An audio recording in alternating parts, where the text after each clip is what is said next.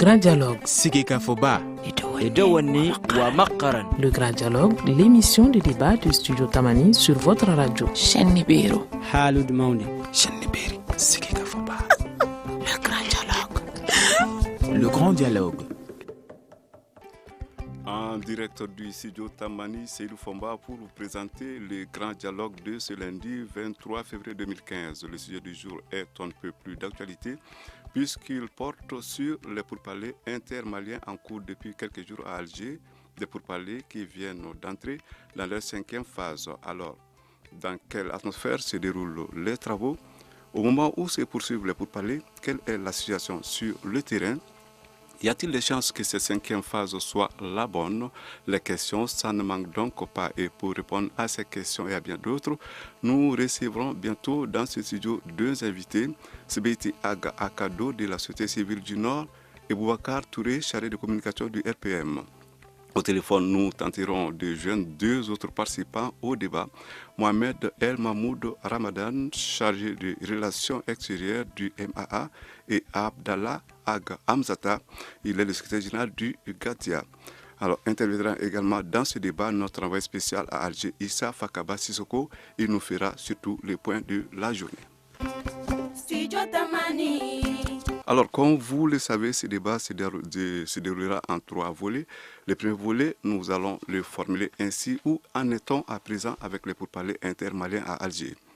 Je vous le disais déjà, notre envoyé spécial Issa Fakaba Sissoko est sur place. Nous l'avons d'ailleurs en ligne. Dites-nous, Issa, après un week-end relativement calme à Alger, les travaux ont-ils repris ce lundi? Issa Fakaba? Alors, je crois que nous allons réessayer de joindre notre envoyé spécial sur place à Alger. La question que je lui posais était la suivante. On le sait bien, le week-end a été calme à Alger. On voudrait savoir à présent si les travaux ont repris ce lundi à Issa, donc Alger. Issa Fakaba est en ligne. Alors, puisque Issa est à Alger, mais nous ne parviendrons pas à le joindre pour le moment, nous vous promettons que ça sera chose faite. Nous allons maintenant nous tourner vers un autre participant à ce débat. C'est le représentant du MMA, Mahmoud disons, El Mauloud Ramadan. Il est le chargé de relations extérieures du MAA, de la coordination. Alors, monsieur Ramadan, dites-nous, vous nous entendez? Oui, je vous entends. Je disais, Mahmoud El Mauloud Ramadan, vous êtes donc le chargé aux relations extérieures du MMA, de la coordination. Alors, si vous nous entendez, on voudrait vous poser la question suivante. On sait qu'Alger, le week-end a été calme. Les travaux devaient reprendre ce lundi. Est-ce que les travaux sont réellement repris? Allô? Vous m'entendez? Bonsoir. Oui, bonsoir. Oui, je vous entends très bien. Voilà. Bonsoir à tous les auditeurs de la radio Tamani. Bonsoir à vos invités qui sont à côté de vous là-bas. Allez-y, allez-y. Alors, la question... Moi, c'est Mohamed El Mauloud. Bon, j'ai bien suivi votre question, mais je vous parle au nom de la coordination, mais non pas des MAH ici, je parle au nom de toute la coordination des mouvements de la Zawad. Alors, allez-y donc. Pour répondre à votre question, oui, c'est calme à Alger, il y a 3 jours de cela, mais c'est calme par rapport au côté des protagonistes, les gouvernements du Mali et la coordination des mouvements de la Zawad, mais je ne crois pas que cela est calme au niveau de l'équipe de la médiation. Parce que dès le moment que nous avons remis notre proposition dans un document à cette équipe de la médiation, et cela a été fait aussi de la même manière du côté du gouvernement malien. Je crois que l'équipe de la médiation travaille là-dessus pour faire sortir une thèse qui sera remise à tous les partis. Alors, dites-nous à présent, on peut penser que l'atmosphère est sereine donc à Alger? Oh oui, c'est sereine, tout est calme, la négociation est en bonne voie, tout le monde est là, on attend le retour de la médiation aux différents partis. Nous allons bientôt retourner à vous. À présent, nous allons tenter de joindre notre correspondant, notre envoyé spécial à Alger, Issa Fakaba, qui n'est donc toujours pas en ligne. Nous avons déjà un invité dans ce studio. Monsieur, nous allons donc vous demander de vous présenter à nos auditeurs. Bonsoir, merci de m'avoir reçu sur ce plateau. Je suis M. Sbeiti Ag Akado, secrétaire général du Conseil national de la communauté Bella, membre du collectif des acteurs de la société civile pour une sortie de crise, doctorant de son État. Alors, Sbeiti Agado de la société civile du Nord, on voudrait savoir, nous savons que vous suivez de très près ce qui se passe à Alger, comment est-ce que les discussions évoluent là-bas dans la capitale algérienne. Dites-nous à présent, quelle lecture faites-vous de ce qui se passe à Alger? Nous sommes un peu, c'est vrai en réalité, par rapport à ce qui se passe en Algérie. Certes, il y a des gens qui communiquent directement avec certaines personnes sur le terrain, mais vous voyez vous-même que les médias d'État ne nous donnent pas grand-chose par rapport à ce qui se passe. Certes, on dirait que c'est trop tôt pour avoir les informations, mais nous estimons qu'il y a effectivement un climat de sérénité. Ce sont des frères qui se sont retrouvés là-bas. On ose bien croire que ce sont des frères qui se sont retrouvés là-bas. Et le gouvernement a retrouvé certains de ses citoyens de l'autre côté qui se disent partis et que face au regard des populations du Nord, face au regard des populations maliennes et face au regard de la communauté internationale, on va sortir des surenchères, n'est-ce pas, de nos frères qui sont de l'autre côté, et qu'ils comprennent que trop c'est trop. Au jour d'aujourd'hui, le temps est à la République. Ils rentrent dans la République et en ce moment, ils feront du bien à eux-mêmes, ils feront du bien à tout le monde. Sbeiti Agado, les acteurs de la crise malienne se retrouvent à Alger, ce n'est ni pour la première ni pour la deuxième fois. Alors dites-nous, dans quel contexte se déroulent les pourparlers cette fois-ci? Est-ce que le contexte est un peu différent? Est-ce qu'il y a une différence entre les négociations qui sont actuellement en cours et celles qui ont précédé? Bon, il faut dire que le contexte, il a évoluer inévitablement, parce que un contexte qui est marqué par la lassitude des deux côtés. Nous savons que les Maliens sont fatigués, qu'ils soient à l'intérieur du Mali ou qu'ils soient en dehors du Mali, ils sont tous fatigués. Et qu'en principe, tout le monde est pressé d'aboutir à quelque chose, n'est-ce pas, d'intéressant pour tous les Maliens. Je pense que cela, tout le monde le comprend. Et quand il s'agit du côté de la délégation gouvernementale et quelque part des groupes qu'on veut baptiser pro-gouvernementaux, les choses sont les mêmes. Tout le monde se bat pour que la République se reste. Tout le monde se bat pour qu'il n'y ait pas de frustration d'un côté ou de l'autre. Et si nos frères de l'autre côté sont dans la même logique, et je pense qu'ils sont dans cette même logique-là, nous aboutirons rapidement à en tout cas, à un consensus qui arrange tous les Maliens. Maintenant, si vous voulez me faire glisser sur le terrain, là aussi les choses ont évolué. On s'est rendu compte qu'effectivement, le contexte a changé, parce que si à un moment, on nous fait comprendre qu'il y a des gens qui tiennent un territoire, on s'est rendu compte, et on le savait déjà, que ce n'est pas tout à fait vrai. Il y a certes des actions par-ci, par-là, mais en réalité, nous sommes en face d'un montage, d'un grotesque montage, et qu'il faut absolument sortir de là pour aller vers la paix.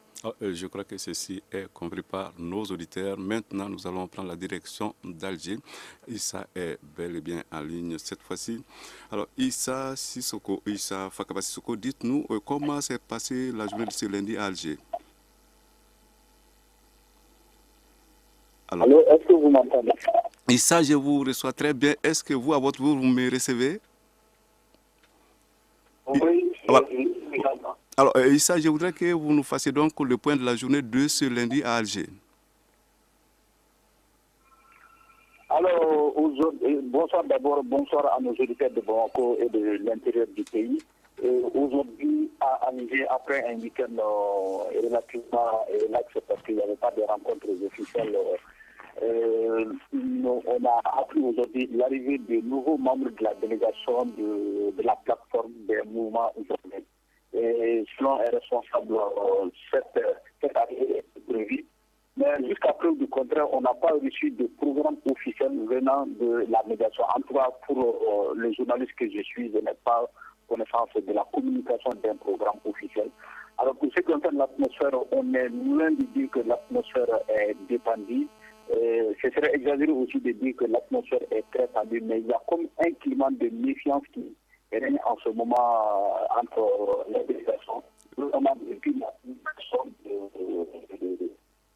du climat de la coordination qui devait être la réponse de la coordination au document de préaccord proposé par la médiation. Donc, depuis ce débat sur la fédération et l'autonomisation des régions du Nord à cette surface, il y a comme un climat de méfiance qui s'installe ici à Alger. Et donc, on attend toujours la réaction du médiateur. On a fait les rencontres du mardi et a été sanctionné, du mardi dernier, bien sûr, et a été sanctionné par l'écoute de la médiation des trois parties sur le document de préaccord. Nous sommes toujours dans l'attente de la synthèse du médiateur par rapport à ces documents-là. Donc, nous sommes toujours dans l'attente ici à Alger. Cela veut dire, Issa, qu'on n'a pas une idée précise de l'heure à laquelle les travaux pourraient donc reprendre. Oui, pour l'instant, aucune déclaration, aucun programme officiel n'a été communiqué pour l'instant. On attend la synthèse du médiateur, la synthèse faite par le médiateur sur les trois documents de son parti. Issa, vous le savez mieux que moi, il y a eu une déclaration de bonne foi, c'était le jeudi. Aujourd'hui, lundi, on parle d'un document, vous l'avez un peu effleuré, un document qui, dit-on, fait grand bruit là-bas sur place. Est-ce que vous pouvez nous en dire plus? Oui, selon les observateurs, c'est tout le paradoxe de l'évolution de cette discussion à Alger, parce que le jeudi, il y a ce qu'on appelle la signature de la déclaration d'engagement d'Alger, une déclaration de bonne foi des partis à poursuivre le processus d'Alger. Et donc, c'est dans ce contexte qu'est intervenu le document de réponse de la coordination qui remet sur la table la question de la fédération et de l'autonomie des régions, et qui pose même un motif comme capital. Donc, il a un peu pourri l'atmosphère en attendant l'arbitrage de la médiation. Mais ici, hier, j'ai discuté avec un éditeur d'un journal très respecté à Alger ici, qui estime qu'avec l'apparition de ce terme dans les débats, l'apparition de ce terme dans les documents de la coordination, selon lui, la coordination est hors sujet et qu'il y a véritablement le fil d'un nouveau dopage qui trouve la solution. On attend que dans l'histoire d'un port. Alors, Issa, dans quelques dizaines de secondes, il sera 18h30. Ici, c'est donc l'heure de la pause. Vous écoutez Studio Tamani. Votre avis nous intéresse. Écrivez vos commentaires et suggestions sur la page Facebook et dialoguez avec nous. Studio Tamani, c'est aussi les réseaux sociaux. Alors, nous allons bientôt aborder le second volet de ce débat. Mais nous avons en ligne, il semble, le secrétaire général du GATIA, le mouvement de la plateforme pour Bamako, c'est Abala Ag Amzata. Abala Ag Amzata, vous nous entendez? Alors, quelques difficultés à joindre donc Abala Ag Amzata.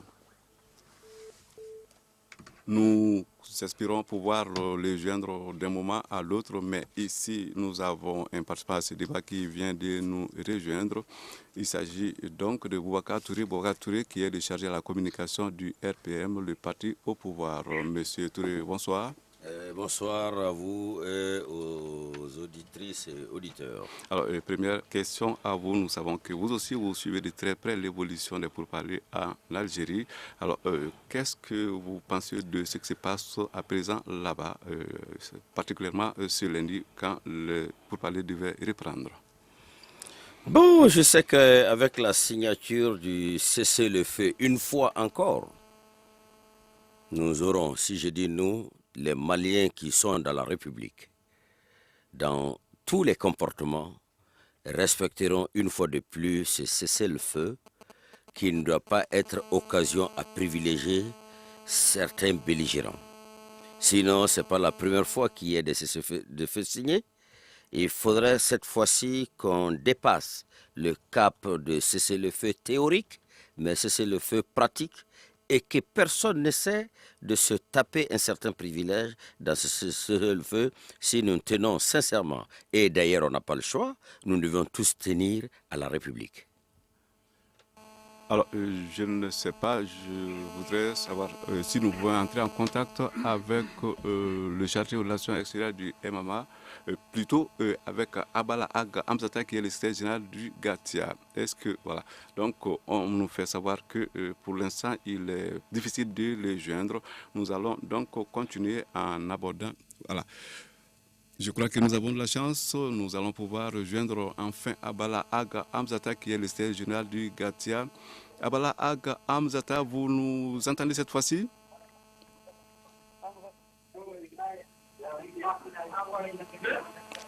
Abala Aga Amzata. Oui, c'est lui. Voilà, vous nous recevez? Hein? Voilà, en fait, c'est au sujet de pourparlers en Algérie. Vous êtes donc en direct sur les radios qui transmettent l'émission Le Grand Dialogue du studio Tamani. Alors, on voudrait quand même vous poser une question. Nous savons quand même que vous êtes un acteur de ce qui se passe là-bas. Vous êtes d'ailleurs présent, vous êtes sur place à Alger. Dites-nous à présent, comment est-ce que vous appréciez l'évolution des pourparlers en cours à Alger?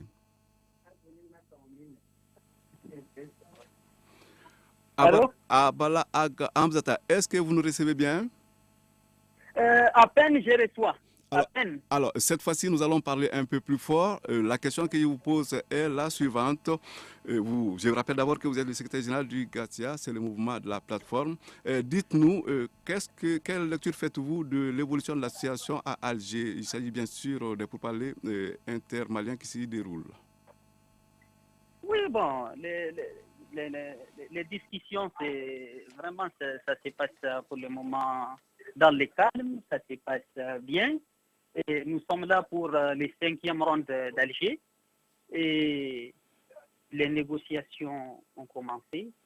Vous savez, lors des négociations en novembre, les 4e ronde, l'équipe de médiation internationale, sous la présidence du chef de file d'Algérie, nous a remis officiellement le projet d'accord. Il a été remis à toutes les parties du processus, à savoir le gouvernement de la République du Mali, et la plateforme et la coordination des mouvements. Et à ce titre, on nous a donné 2 mois pour vraiment examiner les projets d'accord, pour les partager avec les populations et les mouvements armés sur le terrain, afin d'apporter nos observations sur le document. Et c'est ce qui a été fait. Nous sommes revenus pour le 5e round. Nous avons apporté nos observations sur les documents et ces observations ont été soumises à la médiation internationale pour en faire, enfin, je pense bien, un accord. Un accord. Et c'est ce que nous attendons. La médiation est en train de travailler sur les différents documents, les différentes parties, afin de faire un document qui sera un accord. Vous avez l'impression que les choses... Oui, allez-y. Oui, nous sommes, je dis bien, au jour d'aujourd'hui, nous sommes à ce stade. Et je pense que la médiation est en train de travailler sur les différents documents. Et jusqu'à preuve du contraire, on n'a pas eu le document final de la médiation. Avez-vous l'impression que les choses vont dans le bon sens? Bon, bien sûr. Je pense qu'il faut toujours rester vraiment optimiste. Les choses vont aller vraiment dans le bon sens. Inch'Allah, c'est qu'on veut. c'est d'aboutir vraiment à un accord définitif et global d'ici ces 5e ronde. Je pense que c'est pas quand même le souhait peut-être de toutes les parties, ce n'est pas le souhait peut-être de tout le monde, mais c'est ce qu'une grande partie quand même des Maliens attendent aujourd'hui. C'est d'avoir un accord, c'est vraiment d'avoir un accord définitif et global qui permettra vraiment de stabiliser les Mali d'une manière générale et en particulier du nord de l'Ukraine. Et aujourd'hui, ce qui doit nous faire beaucoup plus peur, c'est la situation qui prévaut un peu à côté de nous, surtout vers les sud libyens, surtout les côtés du Nigeria, les Tchad, avec Boko Haram, tout ce qui se passe.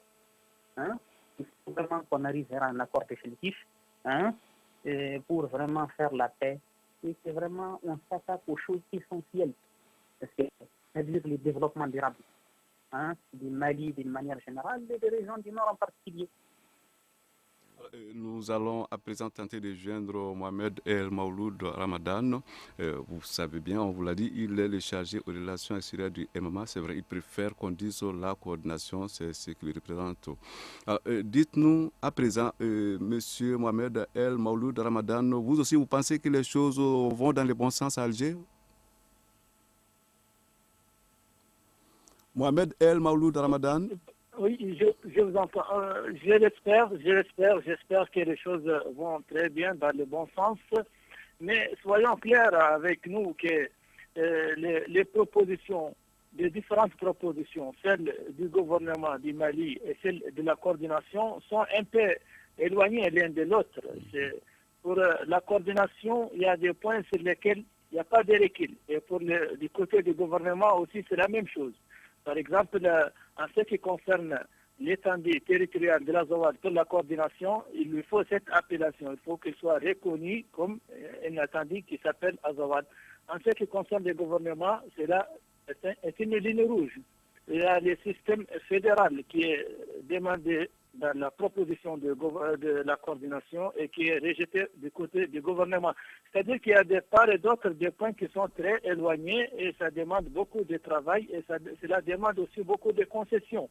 Je crois qu'il est temps que les acteurs, c'est-à-dire du côté du gouvernement et ceux qui sont du côté de la coordination, sachent que le temps n'est plus à la guerre. Nous, on sait que ces problèmes que nous vivons qui se répètent épisodiquement depuis 1958 à notre jour et qui très souvent trouvent des solutions qui ne sont pas aussi très adéquates.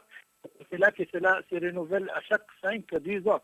Il est temps que nous soyons conscients et que nous soyons sur la table et que vraiment nous devons dépasser certains détails pour résoudre ces problèmes. C'est la population qui souffre de part et d'autre. Et chez nous, on a de la population qui sont dans les camps de réfugiés en Mauritanie, au Niger, en Algérie et partout en exil. Et c'est la même chose du côté d'ici de la population, les autorités en souffrent. On sait aussi que malgré les victoires des combats, c'est-à-dire malgré les combats de part et d'autre et les victoires remportées par tel parti ou tel parti, ne vont pas résoudre le problème. Les problèmes ne peuvent se résoudre que par les dialogues. Et nous sommes conscients de cela. En ce qui concerne les accords, nous, on avait permis au retour de la République, comme certains de vos invités l'a dit, que tout le monde doit jouer l'intérêt de la République. Nous, du côté de la coordination, en signant les accords de Ouagadougou, ceux qui ont permis les élections présidentielles et les élections législatives, je crois que c'est une participation de notre part au retour à la République. On a reconnu l'intégrité territoriale du Mali, on a reconnu sa souveraineté, mais on demande un statut particulier dans lequel nous pouvons nous gérer, nous autogérer nous-mêmes. Et c'est là pour nous, pour que ces problèmes vraiment se règlent dans l'intérêt du Mali tout entier et de la sous-région. Nous voyons que la seule solution sera un système fédéral. Alors, Mohamed El Maouloud Ramadan, nous allons vous retrouver. Vous savez que notre envoyé spécial Issa Fakaba-Sissoko nous suit. Je crois qu'il a une question à poser. Alors, Issa, vous nous entendez? Oui, je vous entends. Voilà, allez-y donc. Oui, la question que je voulais poser, c'est à l'endroit justement du représentant de la plateforme, du représentant de Gacha. Dans le document de la coordination, elle propose l'Azawad Azawad comme entité géographique qui s'étend jusqu'à Mopti. Et je sais qu'ils sont aussi et cette revendication de considérer l'Azawad comme une entité géographique est aussi leur revendication. Et sinon, quelles sont les craintes que eux, en tant que ressortissants de cette région, ont d'une telle revendication? C'est la question que je voulais vous poser. Et une autre question à l'endroit de M. Boutouré, pour dire que la fédération exige, selon les juristes, une révision constitutionnelle et donc un référendum. Est-ce qu'il faut que le gouvernement s'exprime à une telle revendication? Qu'est-ce qu'il y a à dire en tant que représentant du gouvernement? Je vous remercie. Alors, je crois que vous avez compris, Monsieur Touré qui est avec nous, vous avez entendu ce que notre envoyé spécial disait tout à l'heure à Alger. Alors, il souhaitait que vous réagissiez aux propos du représentant, disons, du chargé aux relations extérieures de la coordination Mohamed El Maouloud Ramadan. Est-ce que vous avez une réaction? Oui, moi je pense, mon frère El Maouloud Ramadan, Mohamed El Maouloud Ramadan, a déjà fait un grand pas et je crois le pas n'est pas de lui seulement, mais de l'ensemble de nos frères qui, en un moment donné, ont décidé de prendre les armes pour revendiquer ce qui est possible dans un système démocratique républicain par le dialogue, par l'organisation en groupe politique de revendication plutôt qu'en groupe militaire. Ils ont fait une avancée qui a permis l'organisation des élections présidentielles et législatives. La République a toujours demandé plus à son fils. La République leur demande une fois de plus de faire ce geste républicain, de rester dans la République. Et le développement qui est tant sollicité a sa réponse dans la décentralisation. Et cette décentralisation, comme en France ou aux États-Unis, ce n'est pas des affaires de 6 mois, d'1 an, de 2 ans. Mais c'est des affaires de longue haleine et surtout de capacité nationale à transférer le maximum de compétences. Ce dont aujourd'hui la décentralisation peut enregistrer comme faiblesse l'est sur toute l'étendue du territoire en République du Mali, et la revendication qu'ils ont est de participer pleinement au développement de leur localité. Cela est aussi une revendication partout où on se trouve dans les 700 et quelques communes en République du Mali. Maintenant, dire que ils ont fait suffisamment. Le fédéralisme, c'est une notion de 2 nations, de 2 États. Le Mali n'a jamais été divisé pour parler de fédéralisme. Si le problème accru est le développement, faisons un peu le bilan de l'indépendance à aujourd'hui, l'intervention de l'État sur toute l'étendue du territoire en faisant la proportion par rapport à la démographie. Vous constaterez que l'État n'a pas manqué, mais les préoccupations, les demandes sont très fortes. Aussi, parler de l'éventualité pour accéder à une telle revendication, non. Je crois que nos frères maliens reviendront, en revenant dans la République comme ils ont déjà fait, continueront à rester dans la République pour qu'ensemble, on amorce l'essentiel. Une révision constitutionnelle au bout du Kalachnikov peut susciter d'autres à exiger d'autres révisions constitutionnelles au bout de la Kalachnikov. Moi, je pense qu'on doit dépasser ça. Le dialogue s'impose à nous tous. La République demande toujours plus à son citoyen. Nos frères ont compris cela et aujourd'hui mettre la barre autour de l'appellation Azawad, mettre la barre autour du fédéralisme.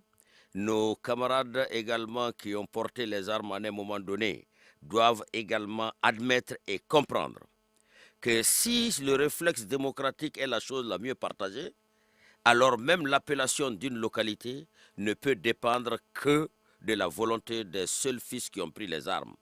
Au niveau des régions aujourd'hui dont ils souhaitent l'appellation Azawad, il y a combien de milliers de Maliens, leur avis doit compter, qui n'ont pas pris les armes, mais qui ont les mêmes droits que ceux-là qui ont pris les armes. Si on reste dans la République, la notion démocratique républicaine doit également s'appliquer pour qu'une communauté ait la capacité de se prononcer sur le nom de sa commune, de son cercle et de sa région. Si cela est vrai, j'invite nos camarades qui sont à Alger de comprendre que les Maliens, ensemble, on a la solution à tous ces problèmes dans un système républicain et démocratique. Qui cesse aussi de faire violence des larmes pour exprimer une idée qui n'est pas obligatoirement partagée par l'ensemble des autres membres de la communauté vivant dans cet espace géographique.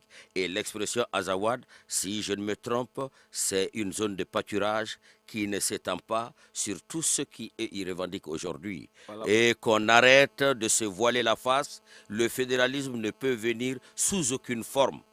Le développement est possible dans la décentralisation, que nos camarades comprennent cela et qu'on cesse d'être autour de la table pour la négociation, pour la paix, mais qu'on soit dans le pays pour le développement économique, social et culturel, surtout encore pour des enfants qui depuis combien d'années ne partent plus à l'école, des femmes qui depuis combien d'années ne sont plus dans leur foyer, des ménages disloqués.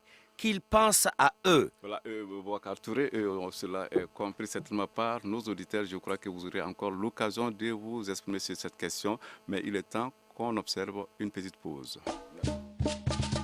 Une réaction, un avis, un commentaire. Réagissez sur la page Facebook de Studio Tamani et restez connectés avec nous. Studio Tamani sur les réseaux sociaux pour vous faire entendre.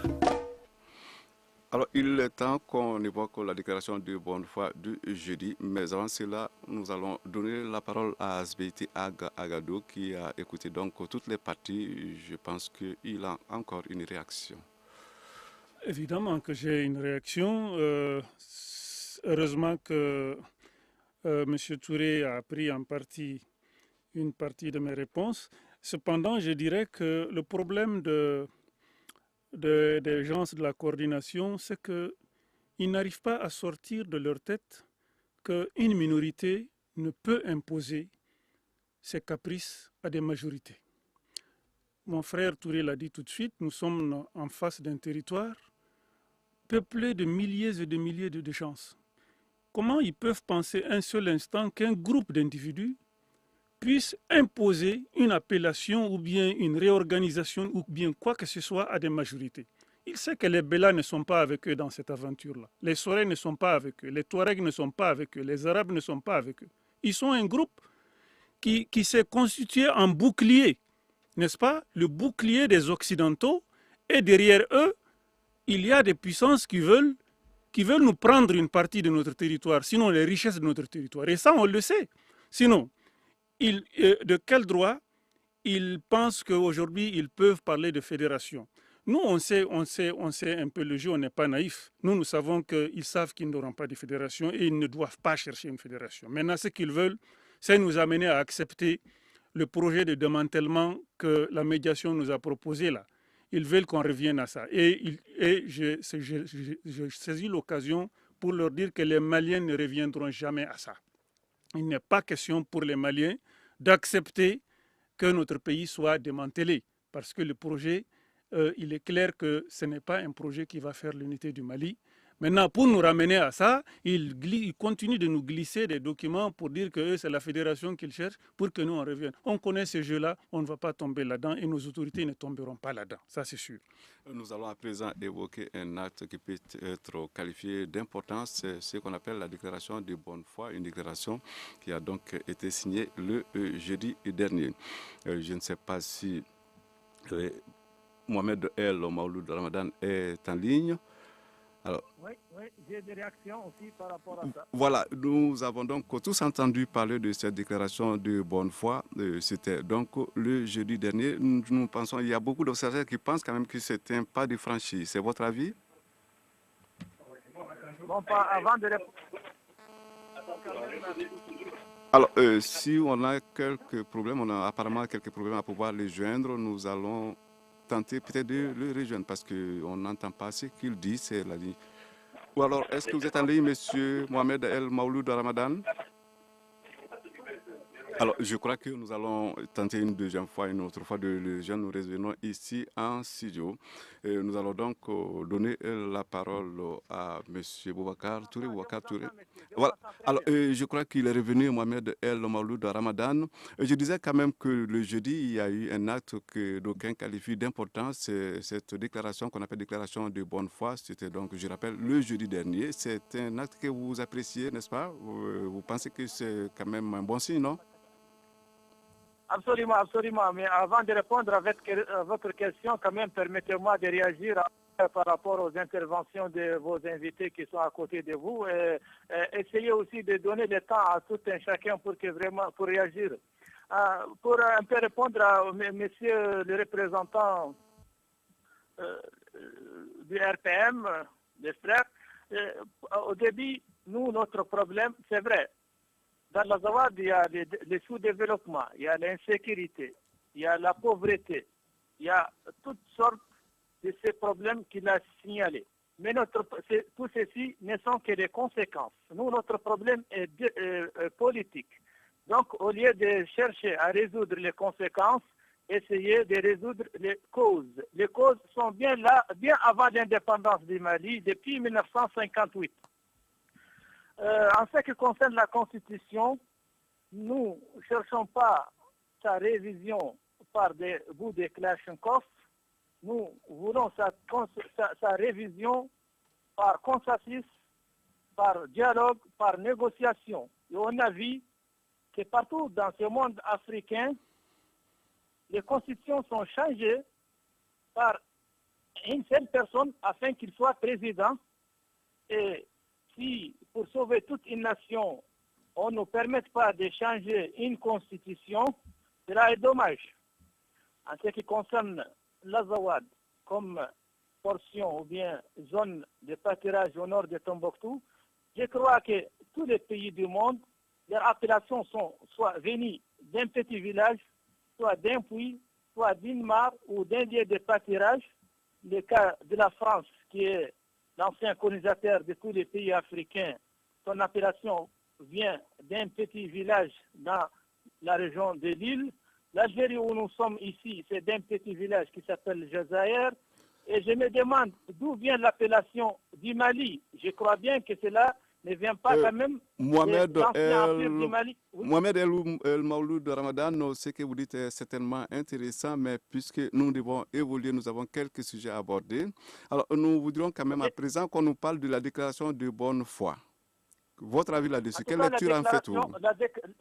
La déclaration pour nous, c'est une étape très importante. C'est une étape très importante qui peut, si toutefois les partis acceptent de l'appliquer une fois encore, parce qu'on a l'habitude de toujours signer des déclarations de cessation des hostilités, de cessez-le-feu, mais malheureusement, cela ne se respecte pas. Donc, vraiment, c'est un acte positif qui peut nous amener à une sortie de ces conflits qui perdurent depuis d'un demi-siècle. Si toutefois, comme je l'ai dit, les partis vont l'appliquer et la respecter, parce qu'il ne suffit pas seulement de signer des déclarations sur des papiers et le lendemain, cela ne s'applique pas sur le terrain. Pour nous, cette déclaration est un pas important et positif qui peut nous faire sortir de l'impasse. Cela est compris. À présent, je veux réagir là, une minute, très rapidement. Allez-y, monsieur Touré, allez-y. Mon frère Mohamed El Maouloud Ramadan, vous voyez que moi j'apprends fraternellement à prononcer votre nom sur les antennes. Donc apprends aussi pour la collaboration future à prononcer mon nom et complètement. Et vous aviez dit que c'est une question politique. Effectivement, c'est une question politique née en 1956 par une loi qui a été votée pour créer les États riverains du Sahara, qui n'est pas dans l'intérêt des populations de cette zone. Et ça a été voté dans un parlement, je vous laisserai deviner quel parlement. Et effectivement, c'est politique, mais cette politique n'est pas aujourd'hui dans l'intérêt de nous les Maliens, y compris mon frère qui est au bout de l'antenne.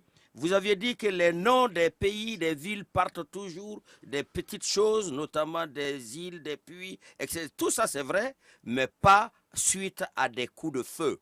C'est de façon unanime que les habitants de la zone décident de façon démocratique à donner, à attribuer l'appellation où ça vient par la pratique commerciale, par la pratique, les fréquentations, des trucs culturels, et ça s'agrandit, mais dans la paix et la cohésion, en tenant compte de l'avis des autres. Quand vos frères aujourd'hui le contestent, acceptez cela et continuez à cultiver. Sinon, l'expression Azawad est rentrée dans le discours courant autour des sachets de thé, qui a été une grande politique de communication par vous pour insérer l'idée Azawad, et les gens, tout le monde, les Maliens prenaient le thé Azawad sans savoir que c'est... Non, ça a toujours existé, mais sans savoir que c'est à l'issue d'un plan de communication que l'expression Azawad a pris du terrain. Ça se passionne, mais nous allons essayer de retourner dans ce studio. Nous allons essayer de changer un peu de cap. Alors, mais avant cela, d'ailleurs, je crois que nous allons donner la parole à Zbeti Agado. Il vient d'entendre tous les autres trois participants de ce débat. Je ne sais pas qu'est-ce qu'il en pense. Moi, j'ai envie de dire seulement à l'autre partie qu'il se rassure. L'expérience, n'est-ce pas, de 2012 à aujourd'hui ne leur donne aucune crédibilité par rapport à une gestion politique ou quoi que ce soit de ce territoire-là. Je ne peux pas comprendre qu'aujourd'hui encore, ils parlent de violation de cessez-le-feu pendant que leurs gens sont en train de rançonner les populations du Nord, de brigander des populations, d'enlever des gens. Mais qu'est-ce qu'ils peuvent nous fournir comme situation qui puisse amener qu'on fasse confiance, n'est-ce pas, à ces gens-là par rapport à une gestion de ce territoire-là? Moi, je pense qu'ils n'ont qu'à se résoudre à comprendre qu'ils ne sont ni plus ni moins que des hors-la-loi et que, encore une fois, je reviens sur mon terme, ils sont utilisés comme boucliers, n'est-ce pas, par des puissances extérieures pour mettre la main sur nos ressources. Et ça, c'est un fait avéré, c'est un fait que tout le monde sait. Nous les prions de sortir de ce jeu-là parce que, à la limite, c'est eux les perdants. Alors, je crois que nous avons en ligne Abala Ag Amzata, le secrétaire général du GATIA. Il ne l'est plus. Nous allons donc continuer. En fait, je pense que nous allons faire un dernier tour de table. Nous avons évoqué la déclaration de bonne foi. Alors, je crois que Mohamed El Mauloud Ramadan, plutôt, il est le chargé des relations extérieures du MMA. Lui, il est en ligne? Oui, c'est bien en ligne. Voilà. Dites-nous à présent, je pense qu'on évoquait tout à l'heure avec vous la déclaration de bonne foi. Alors, vous-même, vous étiez en train de mettre des doutes. Est-ce que ça va être appliqué ou pas? Alors, dites-nous à présent, qu'est-ce qu'il faudra faire si cette fois-ci, cette déclaration n'était pas respectée par toutes les parties? Est-ce qu'il y a des moyens de pression pour que ça ne soit pas seulement sur papier? Oui, permettez-moi aussi de réagir parce que c'est là. Nous ne sommes pas. Nous, on ne veut pas obliger les Azawadiens à prendre l'appellation de l'Azawad par force. On est prêt à aller aux urnes. On est prêt à. Oui. Écoutez, Mohamed Oulo Mauloud Ramadan, je crois que sur cette question, on a suffisamment parlé. On voudrait quand même un tout petit peu évoluer et en fait changer un peu de cap en évoquant particulièrement la déclaration de bonne foi. La déclaration de bonne foi, nous sommes toujours les victimes de toutes les déclarations, de tous les engagements qui ont été signés entre nous et le gouvernement du Mali, parce que nous sommes toujours les gens qui les respectent. Si on regarde les accords de Ouagadougou, nous étions les seuls partis à les respecter jusqu'à ce qu'on nous a attaqués dans nos maisons à Kidal et dans d'autres localités.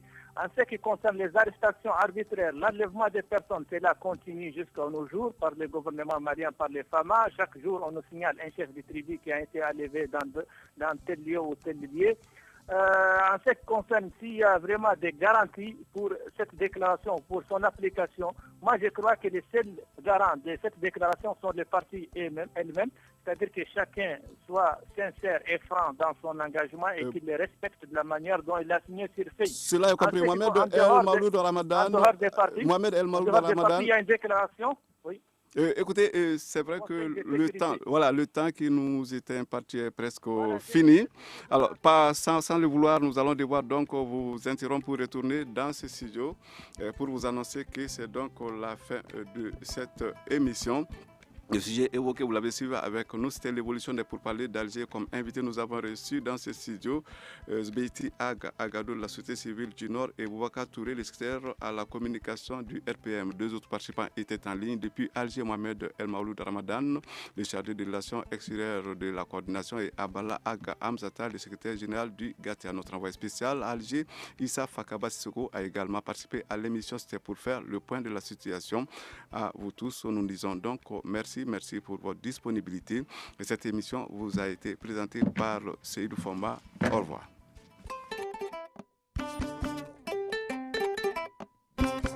Le grand dialogue. Le grand dialogue, l'émission de débat du studio Tamani sur votre radio.